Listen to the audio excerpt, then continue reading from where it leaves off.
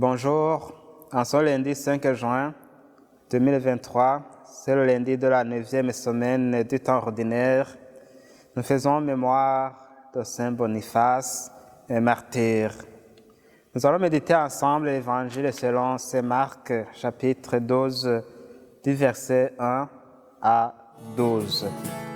Alléluia, Alléluia, Alléluia, Alléluia.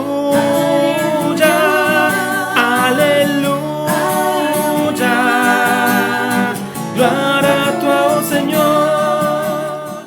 En ce temps-là, Jésus se mit à parler en parabole aux chefs des prêtres, aux scribes et aux anciens. Un homme planta une vigne, il l'entoura d'une clôture, il creusa un pressoir et il bâtit une tour de garde. Puis il loua cette vigne à des vignerons et partit en voyage. Le moment venu, il envoya un serviteur auprès des vignerons pour se faire remettre par eux ce qu'il revenait des fruits de la vigne. Mais les vignerons se saisirent du serviteur, le frappèrent et le renvoyèrent les mains vides. De nouveau, il leur envoya un autre serviteur, et celui-là, ils l'assommèrent et l'humilièrent. Il en envoya encore un autre, et celui-là, ils le tuèrent. Puis beaucoup d'autres serviteurs, ils frappèrent les uns et tuèrent les autres. Il leur restait encore quelqu'un, son fils bien-aimé. Il l'envoya vers eux, et en dernier, en se disant, « Ils respecteront mon fils. » Mais ces vignerons-là se dirent en eux, « Voilà l'héritier, allons-y, tuons-le, et l'héritage va être à nous. » Ils se saisissent de lui, le tuèrent et le jetèrent hors de la vigne.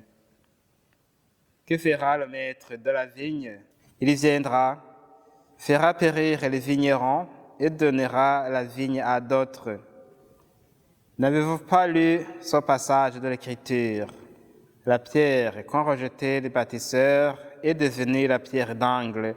C'est là l'œuvre du Seigneur, la merveille devant nos yeux.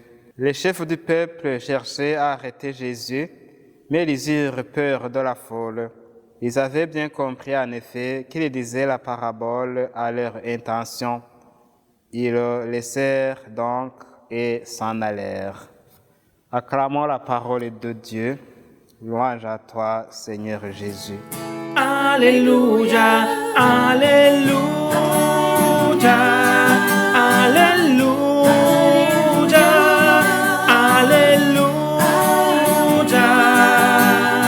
Gloire à toi, ô Seigneur. Dans l'Évangile selon Saint Marc, on voit que dès que Jésus entra à Jérusalem, les chefs du peuple se sont dressés contre lui en remettant en cause son enseignement. Ils cherchaient toute occasion possible pour le faire périr parce qu'ils redoutaient son autorité. Jésus n'est pas surpris de leur réaction. Il s'y attendait. Déjà avant de se rendre à Jérusalem, il avait révélé à 3 reprises qu'il sera arrêté, maltraité, crucifié et mis à mort avant de ressusciter le 3e jour. À travers la parabole que nous venons d'écouter, Jésus dévoile les intentions secrètes de l'élite religieuse juive de son époque. Il utilise l'image d'un propriétaire qui confia sa vigne à des vignerons dans l'espoir de recevoir d'eux des fruits en temps voulu. À plusieurs reprises, ce propriétaire envoya ses serviteurs pour percevoir son dû. Mais les vignerons les maltraitèrent et les renvoyèrent sans rien donner. Ils en tuèrent même quelques-uns. Finalement, il leur envoya son fils bien-aimé dans l'espoir que ces vignerons le respecteraient. Mais loin de là, ils le tuèrent lui aussi afin de s'accaparer définitivement de la vigne. Les propos de Jésus se réfèrent aux prophètes envoyés jadis pour annoncer la parole de Dieu à son peuple, mais ils ont été maltraités et même tués.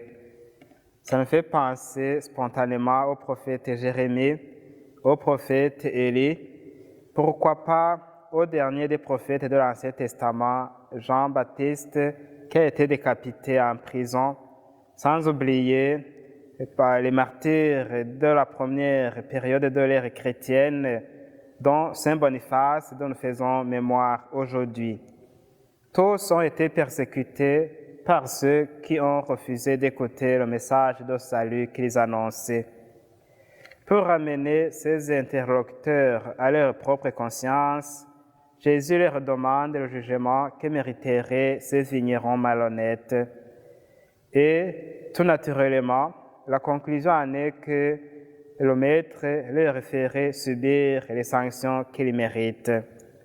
Jésus profite alors du raisonnement de ceux-ci pour leur faire comprendre qu'eux aussi ressemblent aux vignerons homicides. Ils sont de la lignée de ceux qui ont jadis persécuté les envoyés de Dieu. La preuve est indubitable, ils ont l'intention de périr celui que le Père a désigné comme son Fils bien-aimé. En effet, les grands prêtres, les scribes et les pharisiens, dont il s'agit dans cet extrait de l'Évangile selon saint Marc, veulent tuer Jésus parce qu'il accomplit la volonté de Dieu qu'il a envoyé. Mais leur cœur est fermé, ils ne veulent pas écouter sa parole et refusent de le reconnaître et reconnaître son autorité. Pourrait-on dire alors que Jésus condamne déjà ses détracteurs? Loin de là. Cette parabole se veut être un message par lequel Jésus invite ses ennemis et toutes personnes à se convertir continuellement afin d'être sauvés. Dans sa bonté, Jésus veut que toutes personnes, même les grands pécheurs, soient sauvés. Ainsi, Jésus offre-t-il à toute personne la possibilité de changer de comportement à condition de le reconnaître comme la pierre angulaire ou le fondement de sa vie. Rappelons que Jésus se situe dans la logique de la prophétie d'Ézéchiel en disant qu'il est venu pour sauver les pécheurs parce que ce sont eux en priorité qui ont besoin du salut et non les saints. De là, on voit alors que personne ne peut désespérer de sa situation à cause de ses péchés ou du contexte pécamineux dont il a hérité du passé ou des structures malsaines. Car Jésus-Christ a le pouvoir de changer les cœurs des gens et de faire toutes les choses nouvelles à condition de lui faire confiance. Jésus est venu vivre dans notre monde pécheur justement pour que toute personne soit sauvée. Ouvrons nos cœurs à sa parole et laissons-le nous sauver de nos péchés de tout mal pour retrouver notre liberté et notre pleine dignité des enfants de Dieu.